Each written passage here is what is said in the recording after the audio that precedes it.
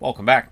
So happy Wednesday, September 8th. We are currently 1 day below 5 weeks, or 34 days, away from the start of the season, and we've still got some storylines left to be fixed up and rounded out and all that.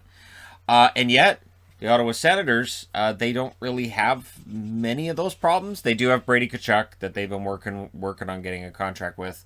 As I reported the other day, Logan Brown is apparently on his way out, but Pierre Dorion's done an excellent job.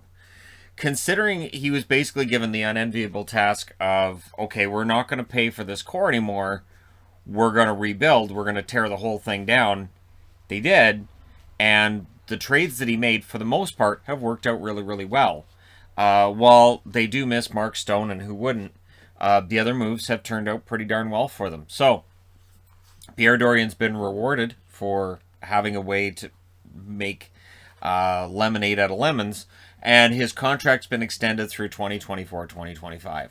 The big question mark with Ottawa is, when do they get back into the playoffs, which the team is saying they want to get there this year. Pierre Dorion saying this year should be the year. The pressure is there, and I know there's people who will still say there's no pressure on Ottawa. There's some pressure there right now. At some point, you have to stop stockpiling all your youngsters, and you have to start showing some progression. So this is the year that they should show that progression. The second half of last season was pretty good, and this season should be better. That's the expectation anyways.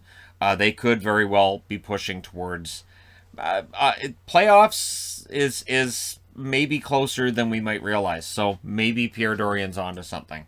But the excitement for this year is high, and so I think he's earned himself that contract extension. Cholowski, who was picked up in the expansion draft by Seattle, has signed a 1-year extension with the Seattle Kraken worth $900,000. So we'll see how things go for him this year. He's a former first-round draft pick.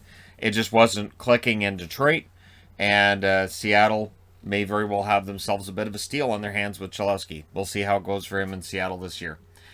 Charlie Coyle is saying he's near 100% after knee surgery in the offseason.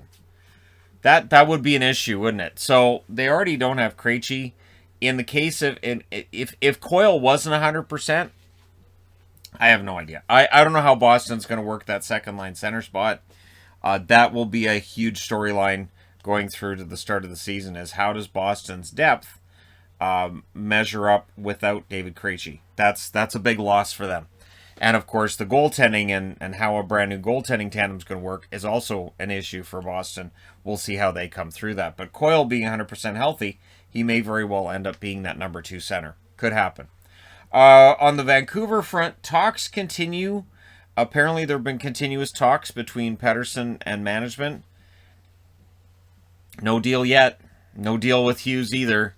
So there are some discussions going on. I know for the Canucks, they've got a lot of their promo materials shows Bo Horvat, and then it shows Pettersson and Hughes, and there are people pointing out along those promotional materials. So 2 of those 3 guys haven't signed a contract yet. So they're marketing 2 guys who haven't signed contracts yet, and while they're restricted free agents, so there's not that much worry about an offer sheet with Pettersson, I don't think there's that much worry now.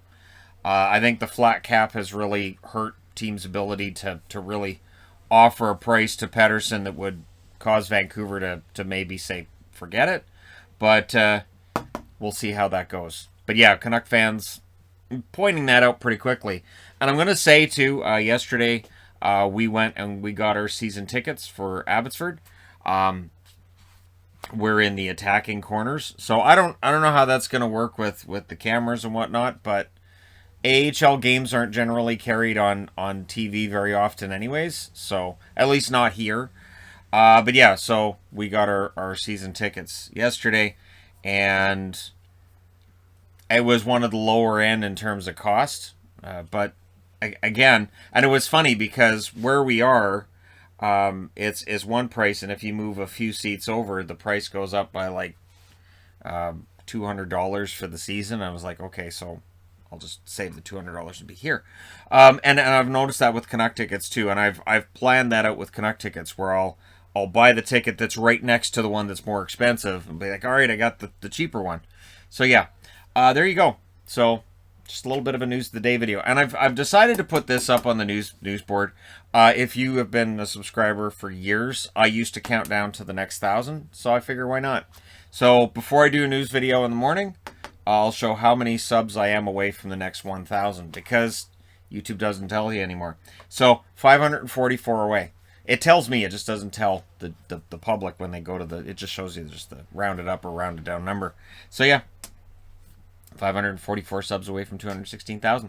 So thank you to all of the 215,000 plus who've already clicked subscribe. Let me know your thoughts in the comment section below, as always. And hey, how much is that contract for Pettersson going to be worth? How much is Hughes going to make? Let me know your predictions in the comment section below, because I really don't know what's going to happen. But I'm going to be here whenever it does. So let me know your thoughts. Hit like and subscribe if you haven't done so already to cause that number to drop. And hey, thank you guys so much for all your support. I'll talk to you again soon.